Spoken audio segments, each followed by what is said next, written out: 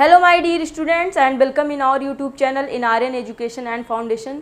तो बच्चों, आपका बहुत बहुत स्वागत है हमारे YouTube channel Aryan education and foundation में।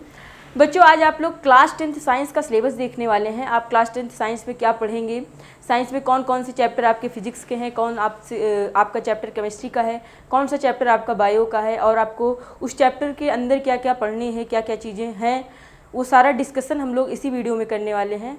तो चलिए फिर टाइम वेस्ट नहीं करते हैं, जल्दी से वीडियो को स्टार्ट करते हैं।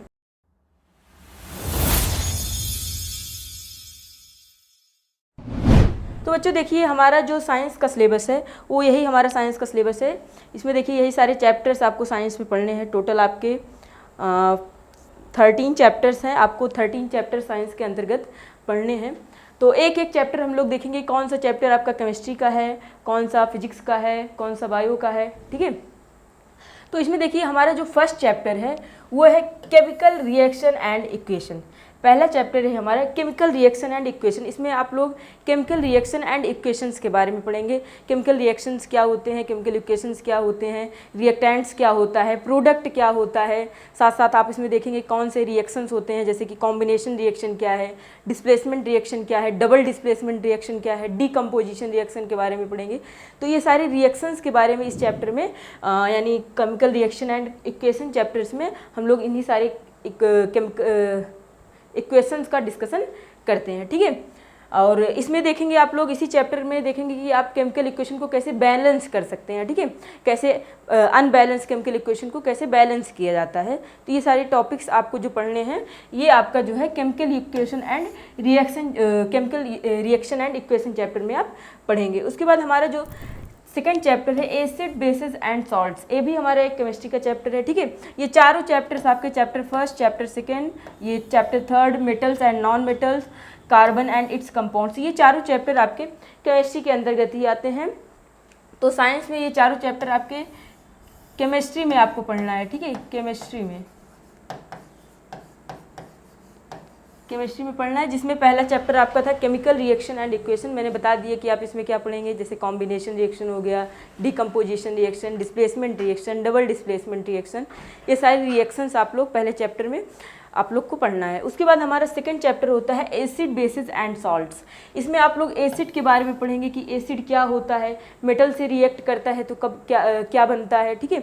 ऐसे ही आप लोग बेसिस के बारे में भी पढ़ेंगे, साल्ट्स के बारे में पढ़ेंगे, साल्ट क्या होता है। इसके अंदर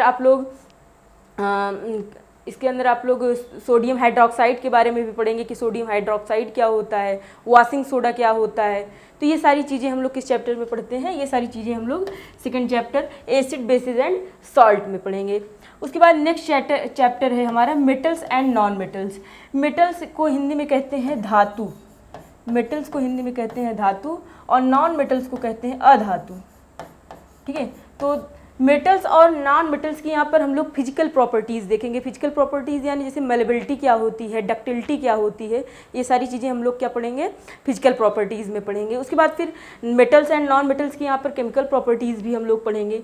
नेक्स्ट चैप्टर आता है हमारा carbon and its compound. Carbon क्या होता है, कार्बन के बारे में हम लोग इस चैप्टर में डीप डिस्कशन करेंगे कि कार्बन क्या होता है, इसका एटॉमिक नंबर 6 होता है, इससे क्या क्या कंपाउंड्स बनते हैं। उसके बाद फिर नॉमेनक्लेचर के बारे में भी थोड़ा सा हम लोग इसी चैप्टर में पढ़ेंगे। उसके बाद फ्रेंड्स हमारा जो नेक्स्ट चैप्टर आता है life processes, control and coordination, how do organism reproduce and heredity. ये चारों चैप्टर्स जो आते हैं हमारे, वो साइंस में बायो के अंतर्गत आते हैं। बायोलॉजी में आप लोग ये चारों चैप्टर्स आप लोग बायोलॉजी में पढ़ेंगे कि लाइफ प्रोसेसेस क्या होता है, कंट्रोल एंड कोऑर्डिनेशन क्या होता है, how do organism reproduce and heredity. तो लाइफ प्रोसेस में आप लोग पढ़ेंगे, लाइफ मीन होता है जीवन, लाइफ मीन्स होता है जीवन, और प्रोसेस मीन होता है प्रक्रिया। तो जीवन की प्रक्रिया के बारे में आप लोग पढ़ेंगे, जैसे कि आप लोग इस चैप्टर में पढ़ेंगे ऑटोट्रॉपिक न्यूट्रिशन क्या होता है, हेट्रोट्रॉपिक न्यूट्रिशन क्या होता है, ह्यूमन बीइंग्स में न्यूट्रिशन कैसे होता है, डाइजेस्टिव सिस्टम क्या होता है, लीवर क्या होता है, गाल ब्लैडर क्या होता है, इसके अंदर कैसे जूस सिक्रेट होता है, कहाँ पर स्टोर्ड होता है। तो ये सारी चीज़ें आप लोग इसी चैप्टर में पढ़ेंगे। साथ साथ इसी चैप्टर में आप लोग ट्रांसपोर्टेशन पढ़ेंगे कि ह्यूमन बीइंग्स में ट्रांसपोर्टेशन कैसे होता है, प्लांट्स में ट्रांसपोर्टेशन कैसे होता है। उसके बाद फिर एक्सक्रीटरी सिस्टम के भी बारे में पढ़ेंगे आप लोग, कैसे बॉडी का वेस्ट मटेरियल बाहर आउट होता है। और साथ साथ आप लोग इसी में जो है ट्रांसपोर्टेशन सिस्टम के बाद फिर एक्सक्रीटरी सिस्टम और रिस्पिरेटरी सिस्टम के भी बारे में पढ़ेंगे।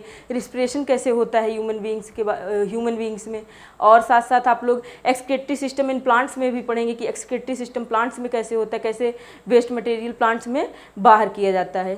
ठीक है, तो ये सारी चीज़ें हम लोग किस में पढ़ेंगे, लाइफ प्रोसेस में पढ़ेंगे। इसमें हार्ट के बारे में आप पढ़ेंगे, हार्ट क्या होता है, कैसे ब्लड फ्लो होता है। ठीक है, तो ये सारी चीज़ें ट्रांसपोर्टेशन में हमारे आती है। नेक्स्ट है हमारा कंट्रोल एंड कोऑर्डिनेशन।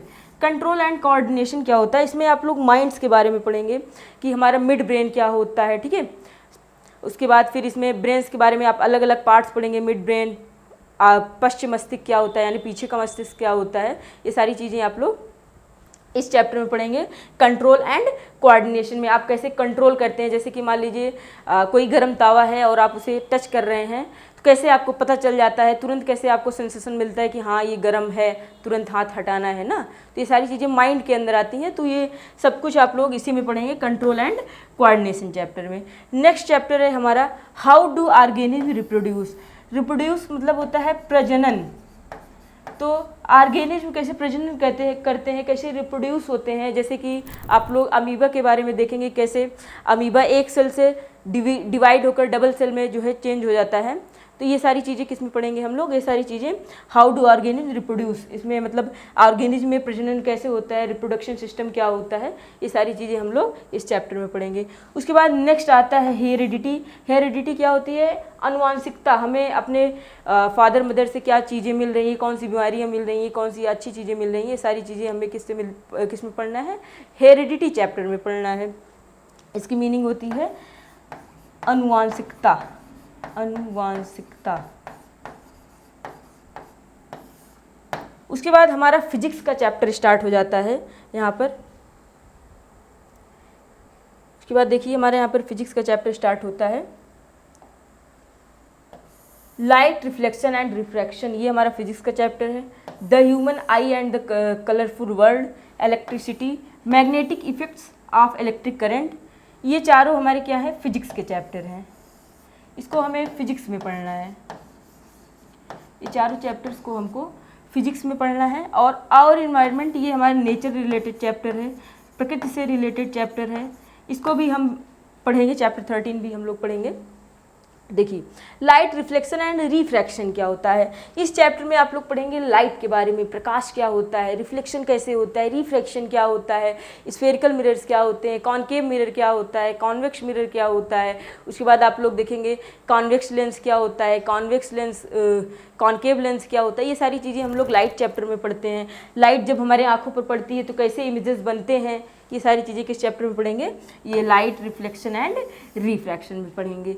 उसके बाद नेक्स्ट चैप्टर नंबर 10 है हमारा the human I and the colourful world. Human आई क्या होता है, आप आँखों के बारे में इसमें पढ़ेंगे कि कौन कौन सी बीमारियां होती हैं आँखों में, मायोपिया क्या होता है, हाइपरपिया क्या होता है, प्रेसबायोपिया क्या होता है। ये सारी बीमारियां आप लोग आँखों के बारे में पढ़ेंगे। आँखों में क्या क्या चीज़ें होती हैं, कॉर्निया क्या होता है, आंसू कैसे आँखों में बनता है। ठीक है, तो ये सारी चीज़ें ह्यूमन आइज़ के बारे में आप लोग पूरा इसी चैप्टर में पढ़ने वाले हैं। और साथ साथ कलरफुल वर्ल्ड के बारे में पढ़ेंगे, जैसे कि सनराइज़ होता है, सनसेट होता है, तो क्यों जो है रेड जो है सन हो जाता है हमारा, उसके कुछ समय पहले सन देखेंगे आप लोग तो रेड हो जाता है। और कुछ समय पहले ही हमें क्यों सन दिखाई देने लगता है, सूर्य उदय होने के समथिंग 2 मिनट पहले ही हमें सूरज दिखाई देने लगता है। ठीक है, तो ये सारी चीज़ें हम इस चैप्टर में पढ़ेंगे।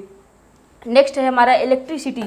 इलेक्ट्रिसिटी यानी विद्युत। विद्युत के बारे में इस चैप्टर को पढ़ेंगे, कैसे करंट फ्लो करता है, ओम्स लॉ क्या है, ये सारी चीज़ें क्या होती हैं हमारी इलेक्ट्रिसिटी चैप्टर में आती है। ओम्स लॉ हो गया, इलेक्ट्रिक क्या है, करंट क्या है, रजिस्टर इन पैरेलल क्या होता है, रजिस्टर्स क्या होते हैं, कैपेसिटर्स क्या होते हैं, ये सारी चीज़ें हम इलेक्ट्रिसिटी चैप्टर में पढ़ते हैं।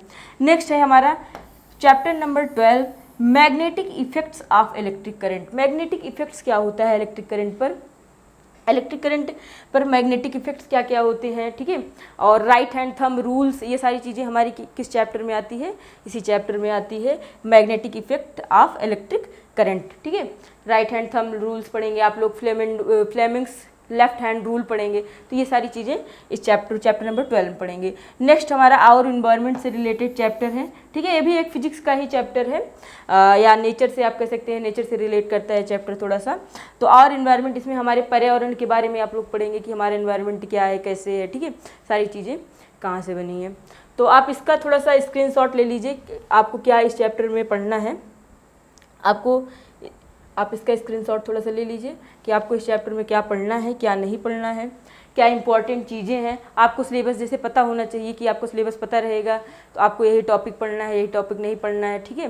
तो ये कंफर्म रहता है, नहीं तो इधर उधर के चैप्टर सब लोग पढ़ने लगते हैं तो उसमें प्रॉब्लम हो जाती है। तो आपको सिलेबस आपको पता होना चाहिए कि NCERT का सिलेबस आपको पढ़ना है, उसके अंदर क्या क्या टॉपिक्स हैं, ये सारी चीज़ें बहुत इंपॉर्टेंट है। तो आई होप आपको वीडियो अच्छी लगी होगी। अगर आपको वीडियो अच्छी लगी है तो हमारे चैनल को सब्सक्राइब कीजिएगा, वीडियो को लाइक कीजिएगा। Thank you so much.